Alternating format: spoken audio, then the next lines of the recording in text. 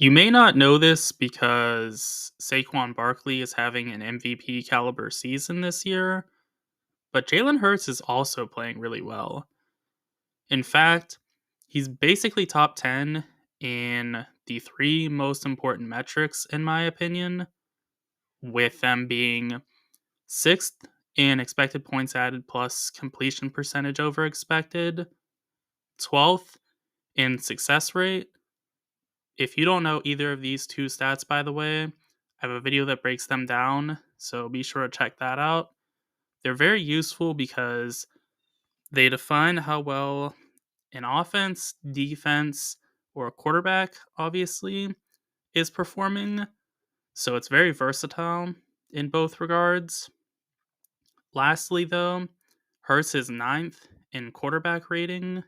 So he's really good across the board. And he is just super efficient. They don't pass as much as some other teams, but when they do, they are really getting after it. They are super proficient at the deep ball, and it looks like things are only getting better and better for them by the week. So they are a very dangerous passing offense with Hurts. Part of why they're so good in the passing realm, too, is, as you could imagine, given their history of this for years now, they have an insanely good offensive line. It ranks sixth in pass blocking when combining PFF's team rank grade with ESPN's pass blocking win rate. So they are absolutely elite. And I don't throw that word around loosely. I reserve it for top 10. So they fit the criteria. And there are just absolutely no weaknesses to the pass protection of this line. To not bury the lead as well, there's no weaknesses to the line in general. They can run block super, super well also. They are all massive. They don't get bullied ever. They bully everybody, though.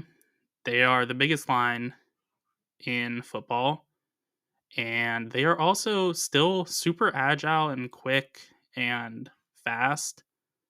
They are just athletic beasts that are also complete technicians. I could rant and rave about them for days. They are maybe the best line in football.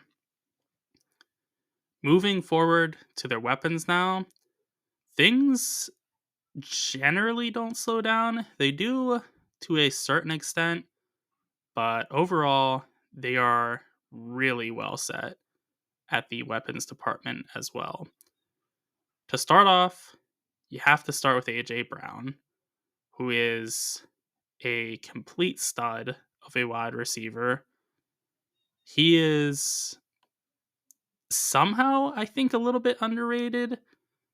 That franchise guy, one of the best follows on YouTube and Twitter and what have you, said that he prefers Brown to Jamar Chase, which, don't get me wrong, Jamar Chase, also a total beast. But Brown, I can see the reason why he would support Brown. AJ is just so refined. He is so physically gifted also, but he is a route god, and he has some of the best hands you'll see. He is super talented. He is third in yards per game and fourth in yards per reception, which I would have guessed it's kind of reversed. I would have thought that he's better in yards per reception than he is yards per game, simply because they are a very good deep passing team. But either way, it's not like he's, first in yards per game and 50th in yards per reception. No, he's really good in both categories. The next cog in this machine is Devonta Smith, who is 39th in yards per game and 46th in yards per reception, which shows that he is a really, really solid number 2 wide receiver. He could be a number 1. I don't think he's nearly as good as a number 1 as he is as a number 2 because he is a really, really good number 2. He's kind of like he's not because Brown is so good, but he's kind of like a 1A receiver, I would say, or 1B, if you want to label him that. He is so capable. He plays with much greater strength than you would expect for somebody that's approximately 98 pounds. And he's very quick, very fast also. He's just the total package. He doesn't get pushed around in press. He's a great route runner. He does it all. Next, we have their tight end, Dallas Goedert, who is really good as well. He's 46th in yards per game and 60th in yards per reception. So he's really getting after it. He is very efficient. You hit him in the short to intermediate parts of the field, he's going to reliably catch, but he can expand his route running to the deeper parts of the field as well. I wouldn't say that that's necessarily his biggest strength. I would say he's better in the intermediate part and extending the play with his good run after the catch ability. He's also a solid run blocker, which is nice. So he's just another one where he checks all the boxes. Somebody who does not, though, unfortunately, is their third wide receiver, Jahan Dotson. I thought it was a bit risky to trade. I think it was like a third for him. And so far, that trade has not panned out because he is 222nd in yards per game and a respectable 73rd in yards per reception. But that 222nd really tells you a lot. He is not very, very reliable at this point in his career. And he was solid as a rookie, so there is something to suggest that he could be good, but right now he is not. And he's holding this team back because if you can shut down Brown and Smith, which is a really tall task, that is something that a very select few teams could do. But if you are able to do that, it just becomes Goddard. And Goddard is not supposed to be the main guy for an offense. He's a really good supporting piece, but he's not going to be the lead guy. And Dotson, he just can't really support the team. What can support the team, though, absolutely, is their rushing attack, as they are first in rushing expected points added and sixth in rushing success rate, which totally checks out. To give you some idea as to what these stats are, they make sense to be first in rushing expected points added. I'll be referring to it as EPA because they are so good at getting the long play. It is not everything to have long runs for EPA, but it sure helps. And they get a long rush seemingly every other rush. And what makes them so dangerous, though, is that the other rush they have is still going to be a successful one that gets you 4 yards, say. So it's just like 4 yards, 20 yards, 4 yards, 25 yards. Just that over and over again. It's not actually that. They are not quite that efficient, but they seemingly don't have negative plays, and they're continually having really long ones, which is so tough to go against, especially when you add on that they have the passing attack to go with it. And Barkley is no slouch as a receiver. I know he had that one drop earlier this year that was highly scrutinized, but other than that, he's been a pretty darn good receiver. Shifting to the defense now, they are very high end. They are 7th in defensive EPA and 6th in defensive success rate. So they're getting it done in both ways yet again. And when you look at their talent, it makes total sense. They might be the most talented defense in the entire league. I know that they don't have the number one stats to suggest that, but I would take them perhaps over every team ahead of them, just when we're talking talent. And Vic Fangio, he's a very good coordinator as well. So there's a lot to like about this defense. And let's get into it. Cooper DeJean, he is very surprising because, one, he's a white corner, and two, he's a white corner that's athletic, and then three, he's 6'1". He can play outside, he can play in the nickel, he can play safety, he can return kicks. He's crazy. He does it all. But yeah, he's 6'1", and he plays in the nickel a lot. That is almost uncharted territory.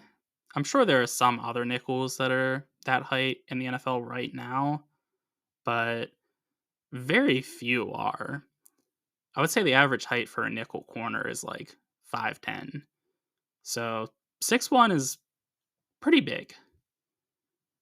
DeJean is elite in coverage, and he's a good run defender. I love the next player they have. I was high on him, and I was high on DeJean as well, to toot my own horn now. But I was higher on this next player, Quinyon Mitchell. Boy, oh boy, is he a good player. I think DeJean actually might be better this exact moment, but Mitchell is so good on the outside. He's quality in coverage. He's a solid run defender. He's 6 foot tall.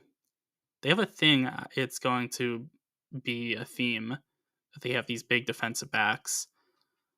Mitchell is a total specimen athletically also. He should not have gone as late in the draft as he did. He only went that late because he went to Toledo. But he is a marvel.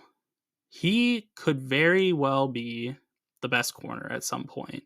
The best corner in the league at some point in his career. Like, that would not surprise me whatsoever. He's well on his way to being that because he's already a very, very good corner.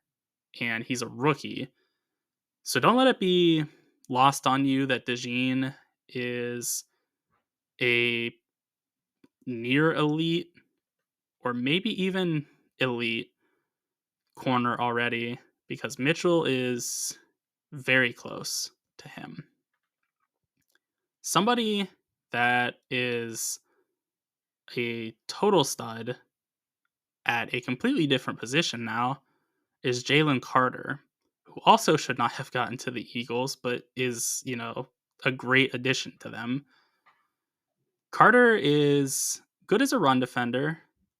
He's definitely above average, but what makes him so good is that he's a total star as a pass rusher.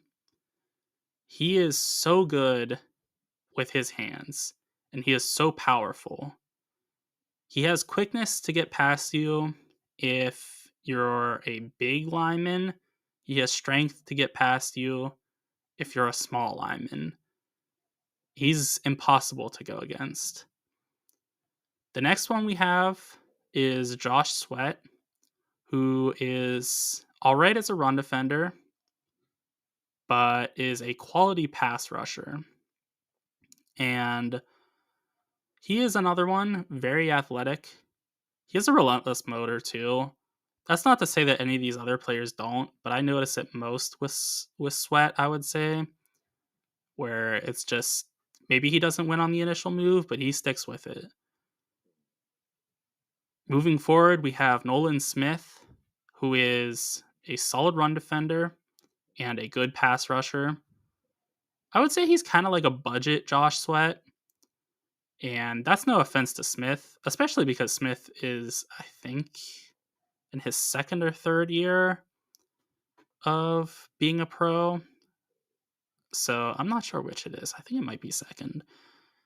Either way, he's in the infancy of his career. So to be a budget version of a very good player, that's a pretty good situation. Next, we have Milton Williams, who is mid as a run defender and just an absolute stud as a pass rusher. He is an athletic beast. I might be getting this wrong, but I remember it was somebody, he went to like Louisiana something or other. It was a school that's not very big. And I know that it was one of these players that went to a not so known school that was athletically similar to Aaron Donald. And I think it's Milton Williams. He is so good as a pass rusher. He, like I said, he's not bad as a run defender, but he makes his money as a pass rusher, which may not actually be true because I think he's still on his rookie contract. He's, I think, in the last year of it, but he's going to make his money as a pass rusher.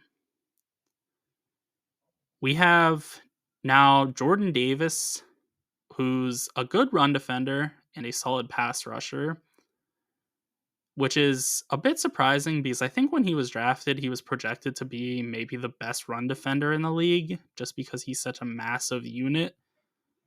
But he's really balanced in all actuality.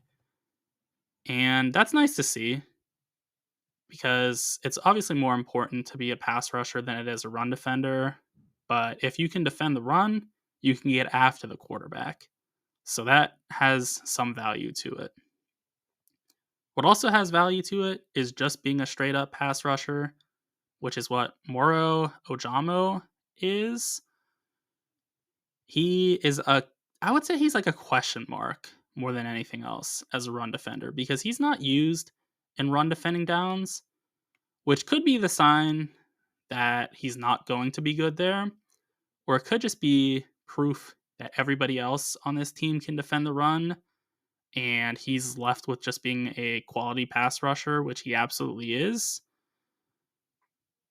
Shifting back now to the defensive backs, this is kind of all over the place, I realize. But we have Reed Blankenship, who is like his other white brethren defensive back, an elite coverage player, and he's good against the run. I wouldn't say he's as good against the run as he is against the pass, but he is super good against the pass, so, that's not the worst thing. Blankenship is 6'1", another plus size defensive back. They definitely have a theme. I don't know if they specifically go after these guys or it just kind of happened. I would imagine they do go after the guys with height, but who's to say? Lastly, we have CJ Gardner Johnson, who's solid in coverage, a little bit rough. I would say he's bad as a run defender, which is weird because he'll have some of the biggest tackles you'll see, but he'll also have times where he's missing tackles, be it he tries to make the tackle and it just gets broken, or he just doesn't pursue in the greatest fashion and he gets his ankles broke. There was one play in particular this year, I forget who it was against, but he had the clearest of angles on a guy and he just was not able to make the play. That's kind of him to a T. He can't always make plays in the run game, but he can in pass coverage. Speaking of pass coverage, too, we have Zach Bond, who's meh as a run defender, alright as a pass rusher, but is a total star in pass coverage. And I mean, he might be, I would go as far as to say he might be the second best coverage linebacker right now. That's not to say that he's going to be that in perpetuity, but yeah, give me Fred Warner at 1, and then maybe give me Bond at number 2. That's how good he is at coverage. Somebody who's not that good in coverage, but is really good overall, Nakobe Dean. He's going to be the last player we cover on defense. Well, last player we cover in general. Dean is mid as a run defender, is a stud pass rusher, though, and is solid in coverage. So you add that all together and you get a really good linebacker, which I am so pleased to see. I thought he was a total no-brainer pick. I thought he was going to be a first rounder when he was drafted, which, looking back on it, was probably a mistake on my end. He is a little bit small for the position, so that does kind of make it where you're not guaranteed to go in the first as a linebacker, because that is a position where height does matter a good deal to close off passing lanes. But Dean is so good at getting after the quarterback. He kind of makes more sense if he took the Zach Bond route, where he went from being an edge rusher to being a linebacker, because Dean has been a linebacker, but he plays like somebody with an edge rushing repertoire.